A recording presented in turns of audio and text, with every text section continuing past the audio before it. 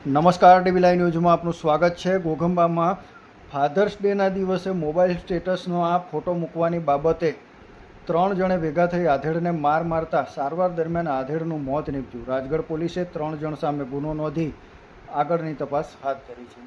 પંચમહાલ જિલ્લાના ઘોઘંબા ગામની અંદર એક ચકચારી ઘટના બની છે, જેમાં મોબાઈલની અંદર સ્ટેટસમાં ફોટો મૂકવા જેવી બાબતે થયેલા ઝઘડામાં એક આધેડને 3 જણે ભેગા થઈ અને ઢોર માર મારતા અને આ આધેડનું સારવાર દરમિયાન વડોદરાની SSG હોસ્પિટલમાં અવસાન થતાં રાજગઢ પોલીસે 3 આરોપીઓ સામે ગુનો દાખલ કરી તેઓની ધરપકડના ચક્રો ગતિમાન કર્યા છે।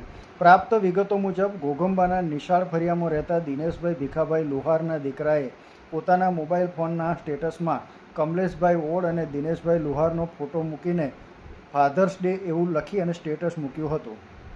આ બાબતની અદાવત રાખીને ગામના જ ઓડ ફળિયામાં રહેતા કમલેશ ઓડ, મહેશ ઓડ અને અશ્વિનભાઈ ઓડ ગત તારીખ 21 જૂનના રોજ દિનેશ લુહારના ઘરે ધસી આવ્યા હતા અને 3 જણાએ ભેગા થઈ અને તારા છોકરાએ ફાધર્સ ડે લખી અને અમારો ફોટો સ્ટેટસમાં કેમ મૂક્યો છે તેમ કહી અને ઝઘડો શરૂ કર્યો હતો।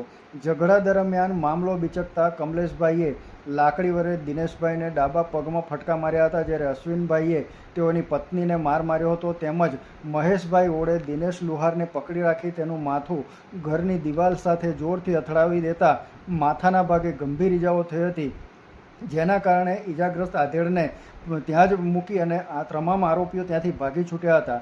આધેડને તાત્કાલિક ઘોઘંબાની સરકારી હોસ્પિટલમાં પ્રાથમિક સારવાર આપવામાં આવી હતી, પરંતુ તેઓની તબિયત વધારે બગડતા તેમને વડોદરાની સયાજી હોસ્પિટલ ખાતે રિફર કરવામાં આવ્યા હતા, જ્યાં લાંબી સારવાર બાદ ગઈકાલે દિનેશભાઈ લુહારનું મોત થયું હતું।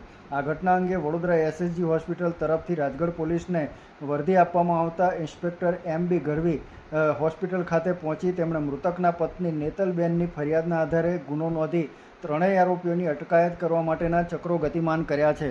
લક્ષ્મણ રાઠવા સાથે ડીબી લાઈવ ન્યૂઝ, ઘોઘંબા।